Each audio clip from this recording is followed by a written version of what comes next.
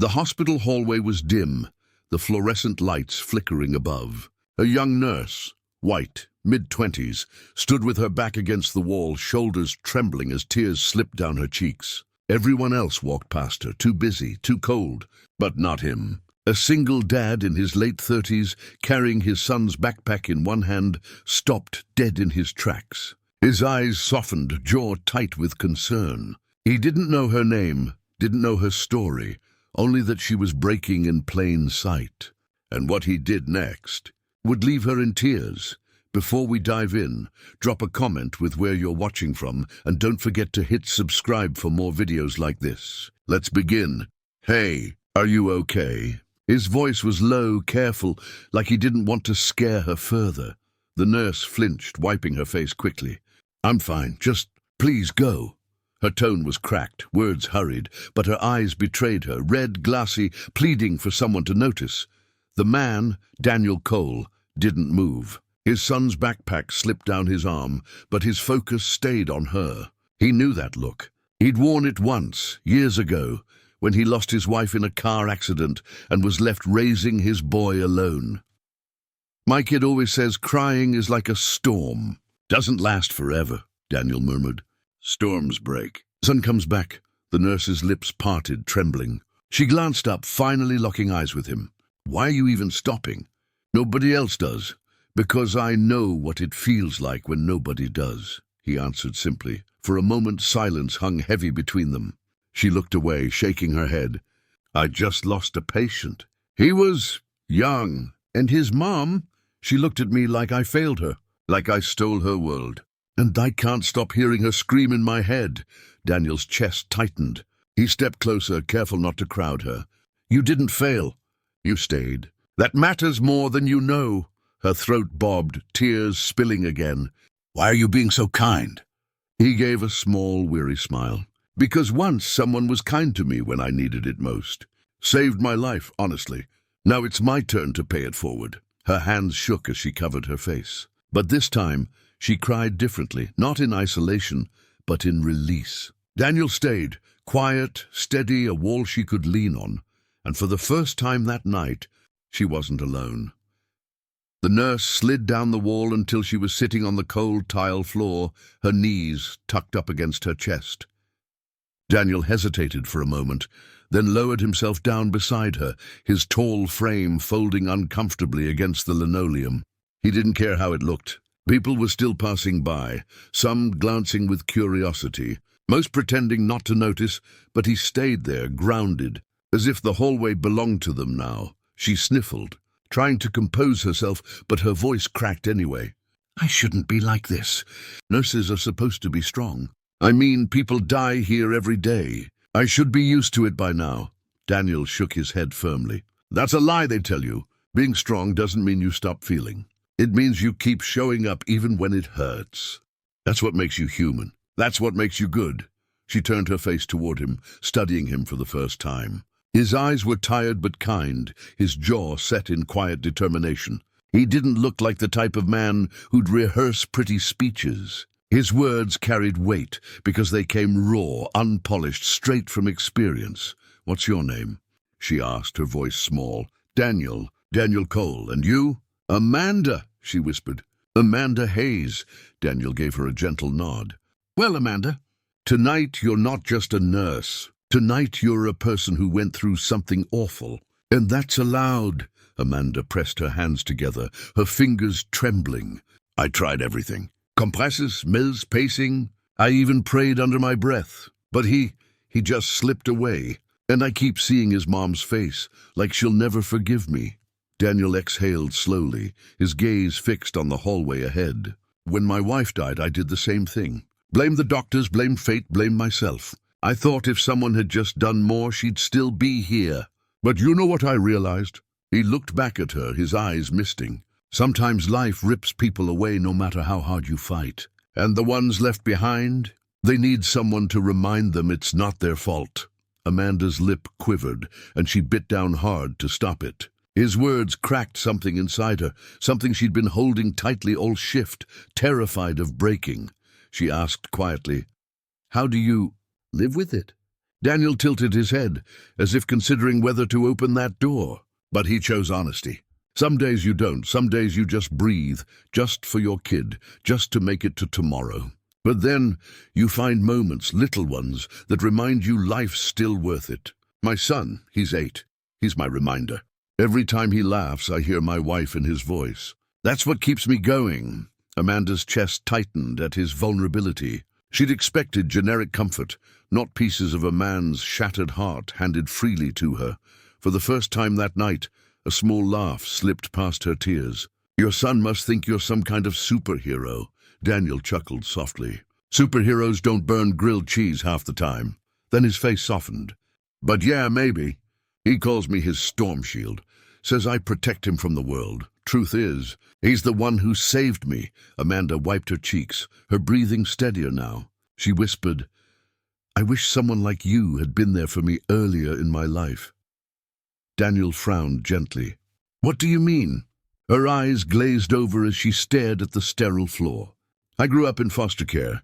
Nobody ever really stayed. Nurses were the first people I thought of as family. That's why I became one. But nights like this, she shook her head.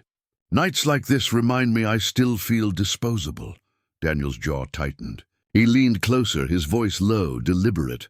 You're not disposable. Not now, not ever. You matter more than you realize, Amanda. The way he said it, firm, undeniable, sent a fresh wave of emotion through her. She hadn't realized how desperate she'd been to hear those exact words. At that moment, a child's voice echoed from down the hallway.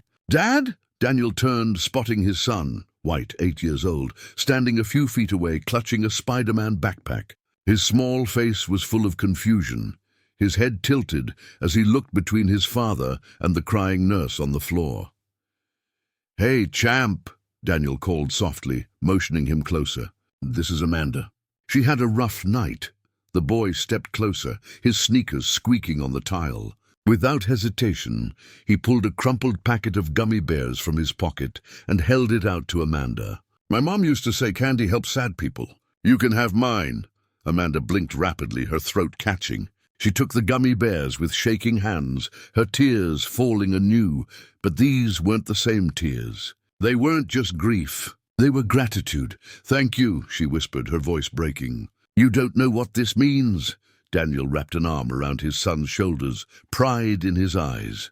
See, Storm Shield, just like I told you. Kindness is stronger than anything. Amanda hugged the gummy bears to her chest like a lifeline. For the first time in hours, the crushing weight on her chest lightened, but she also realized something. This man, this stranger, had just seen her at her weakest, and instead of judging her, he'd offered her dignity. It was a gift she hadn't expected. She looked at Daniel again, studying his face, memorizing the gentleness there. And quietly, deep in her heart, she made a promise to herself. She wouldn't let this moment pass without it changing her, because sometimes healing didn't come from medicine or training. Sometimes it came from a single dad sitting in a hallway, refusing to walk away. And Amanda knew this was only the beginning of something far bigger than either of them could see tonight.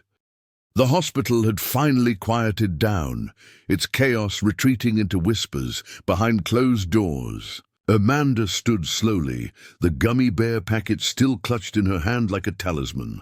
Daniel rose beside her, his son holding tightly onto his arm. For a moment, the three of them formed an unlikely picture in that sterile hallway. A broken nurse, a weary father, and a wide-eyed boy who seemed to carry more wisdom than his age allowed. Amanda's voice was soft but steady. You didn't have to stop for me tonight. You could have just kept walking like everyone else. Daniel shook his head. Maybe. But then I wouldn't be able to look my kid in the eye tomorrow. I promised him we don't turn away when someone's hurting. The boy looked up proudly. He really did. He tells me that all the time. Amanda smiled through her tears, something faint and genuine this time. He's lucky to have you both. Daniel hesitated, then asked, when's your shift over? She checked the watch strapped to her wrist, its face fogged from where her tears had smudged it earlier. 15 minutes ago. I couldn't leave. I felt stuck here. Then let's get you unstuck, Daniel said firmly. Come with us, just for coffee. Nothing complicated. You don't need to sit in this building drowning in guilt all night. Amanda blinked, surprised by the invitation. I don't even know you. Daniel gave a half smile. You don't need to. You just need a break. Sometimes strangers are safer than family. The words landed with quiet force because Amanda understood them too well. After a pause, she nodded. Okay.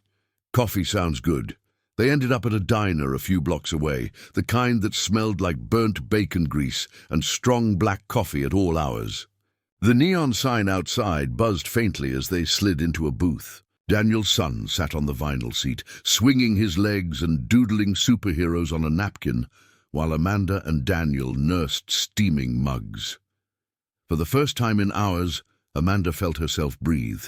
She studied the man across from her, noticing the way he kept one hand near his son, always steady, always protective. She envied that kind of anchor, the kind of love that didn't disappear. You make it look easy, she murmured. Daniel raised a brow. What? Being a single dad? Carrying all that weight and still showing up like this? His laugh was short, bitter. It's not easy. Some days I feel like I'm failing him at every turn, but then he looks at me like I'm enough. And I can't let that faith die. Amanda stared at him, her chest tightening. That's what scares me most about tonight. That mom's eyes, the look she gave me, it felt like I killed her faith. Like I destroyed something she'll never get back. Daniel leaned forward, his voice low, intense. Listen to me. You didn't destroy anything. Grief lies. It makes people lash out, even at the ones trying to help. You carried that boy as far as you could. That matters. You matter. Amanda bit her lip, her eyes burning again. She wanted to believe him. She wanted to let herself off the hook. But guilt clung like barbed wire. Do you ever stop blaming yourself? She asked. Daniel's eyes darkened, his hand tightening around his mug. No, not completely. But I learned to live beside it. I turned my guilt into fuel. It pushes me to be the father my son deserves. You can do the same. Turn tonight into fuel to be an even better nurse.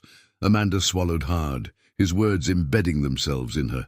For the first time, she could see a path through the storm. Hours passed in that booth. They talked about small things, too. Amanda's favorite childhood book, Daniel's struggle to learn how to braid his son's hair, the ridiculous way his boy once tried to microwave an egg. Laughter broke through the heaviness, carving space for something lighter, something healing. But when the clock neared midnight, Amanda grew quiet again. I don't want to go back to my empty apartment tonight, she admitted. I feel like the walls will crush me. Daniel didn't hesitate. Then don't come back with us. We've got a couch. Not much, but it's safe. And you don't have to be alone. Amanda's instinct was to refuse pride, fear, habit. But then she looked at his son, who grinned at her and said, We've got extra pillows. And her resistance crumbled. Their small apartment smelled faintly of laundry detergent and old paperbacks. Amanda sank into the couch, wrapping herself in the blanket Daniel handed her. The boy plopped onto the floor with his Legos, humming softly to himself. Daniel disappeared into the kitchen, returning with a glass of water and a plate of cookies. You didn't have to, Amanda started, but he cut her off gently. I know. But kindness isn't about have to. It's about choosing to. Her throat tightened and she whispered, Thank you, for tonight, for not letting me drown alone.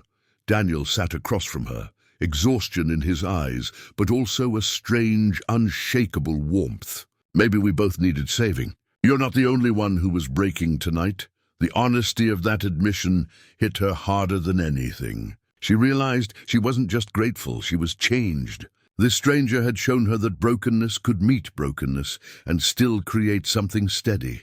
Amanda's tears slipped silently down her face. But for the first time, they felt cleansing instead of crushing.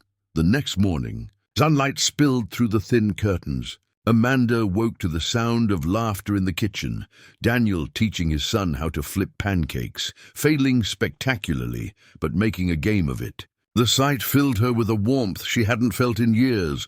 For a moment, she simply stood there, watching.